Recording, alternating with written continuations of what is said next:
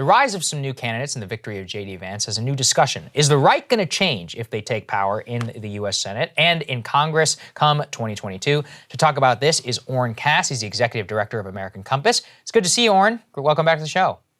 Great to be here.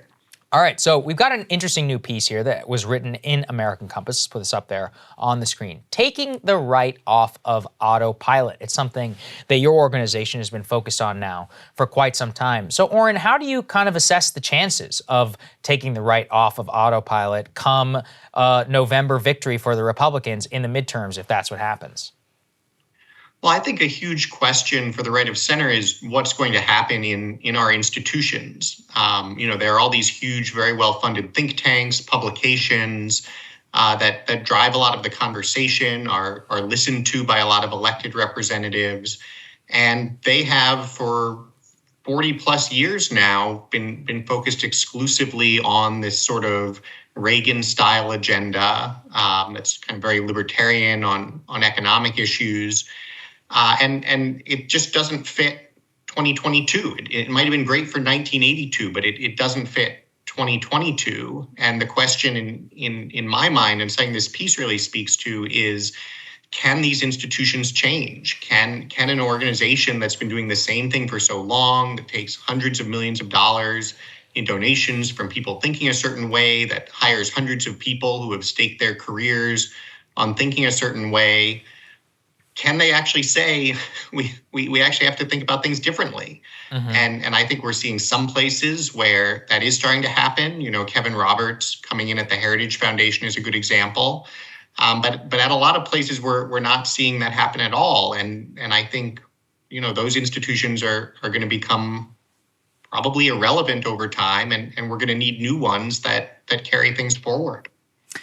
Are they going to become irrelevant, though? Because it seems to me like there are two basic problems that make it structural issues that make it difficult for Republicans to adjust course with regards to economic orthodoxy in particular. Number one, what you pointed to, the source of money backing these think tanks and the institutional right. It's a sort of, corporate libertarian ideology that has been ascendant in the Republican Party and frankly in the Democratic Party as well for quite a while now. But then you also have this dynamic, and I think this is revealed from the J.D. Vance successful Senate campaign, which is that the base has been sort of the base really responds to culture war incitement. So that was a lot of, even though JD talked a little bit in a different way on economic issues, when our reporter was on the ground asking voters what they cared about and what they were interested in, a lot of what they talked about was these sort of cultural touchstone issues. So if there's money backing the standard issue economic orthodoxy, and then you have a base that's responsive on cultural issues, it seems like there isn't a lot of incentive to change what you're doing in terms of economic orthodoxy. Well, I think those are definitely key obstacles. The things that give me hope, are probably two in particular. One is it's absolutely true that some of these more cultural issues that, which tend to be really hot button and politically salient, drive a lot of energy in the base of both parties, drive primary voters. At the same time, if we believe in the idea of a realignment, and especially for the right of center, if candidates like J.D. Vance are actually going to build the kind of popular support that could ultimately lead to a governing majority, that realignment to a large extent comes down to finding working class voters who have typically been on the left of center, who probably agree with conservatives on some of these culture issues, but feel just completely left out or ignored on the economic side. The question is, how do you bring them in? And so that's a place where the economic message is incredibly important, essentially being able to pass a threshold on the economic issues with voters who probably agree with you on the cultural issues. And so I think that's where, if you look at how sort of someone like JD balances his message, of course the cultural message is going to be hugely important in any political campaign. But the ultimate coalition, I think, is likely to be one that has that economic element as well. Yeah. And then I think the second piece of it is you see this incredible crossover happening now between the cultural and economic when it comes to big business and so-called woke capital and the way these corporations are behaving in a lot of cases. And you're seeing right of center elected politicians and voters really turn against corporate interests. And to some extent, I think those interests really sort of align quite strongly with the Democratic Party at this point. So, you may have some institutions on the right of center. The American Enterprise Institute is probably the best example that first and foremost are oriented toward business interests. I mean, it's right there in the title, American Enterprise But Institute. I think even like on the Disney example, I also think it's very telling because the objection to Disney isn't the one that the left has had for many years, which is that, they're union busters, they pay their employees terribly, they treat their labor like crap, they make their, oftentimes their merchandise has been made in like sweatshops. It's not that critique. It's we don't like their stance on a cultural issue.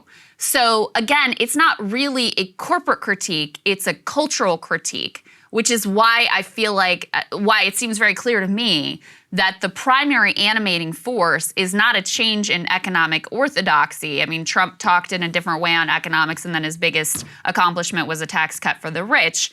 It's leaning into culture war issues that are easy to prosecute and don't require you to upset your donor base.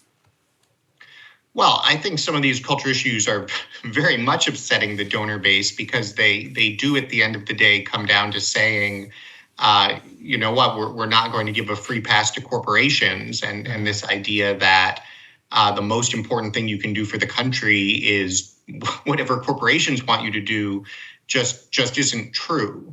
And so I think you're absolutely right that some of these cultural issues are sort of what's calling attention to some of these challenges and energizing a lot of people. But at the end of the day, the conclusion they're coming away with is that the old idea, that the often misquoted what's good for general Americas is good for America and vice versa. It's just not true on a whole lot of fronts. It's not true on the cultural front. And, another key point of crossover is China, where you have both a sort of willingness to kowtow politically to China, but then also obviously an enthusiasm for offshoring to China, both of which are bad for Americans. And so I think all of this sort of comes to a head in the same way, which is to say, groups on the right of center that are willing to rethink orthodoxies and say, well, what does it actually mean to be conservative in 2022? And what's a policy agenda that's going to address America's problems? I think those groups and politicians are going to be very successful. I think those that have their Ronald Reagan playbook from 1982 and they're just sort of flipping through it to find the right tax cut and the right op-ed that explains how wonderful business is. I think those groups are becoming irrelevant on the right of center. I hope you're right, Oren. You're going to be one of those voices regardless, and we'll continue to highlight yours here on the show. Appreciate you joining us, man. Great to see you, Oren. Thank you. Good to see you too. Absolutely. Thanks you guys for watching. We'll see you later. Cable news is ripping us apart, dividing the country, making it impossible to function as a society, and making it impossible to know just what is true and what is false. But the good news is they are failing and they know it. That is why we're building something new, a new mainstream, a healthier one, something more trustworthy, something that we are going to need in one of the most pivotal times in American history. We are building up here for the midterms, for the upcoming presidential election, but we need your help. So if you can help us out by becoming a premium member today at breakingpoints.com, we're trying to change America for the better and the entire world. So what are you waiting for, guys? Go to breakingpoints.com and sign up and help us build a new mainstream.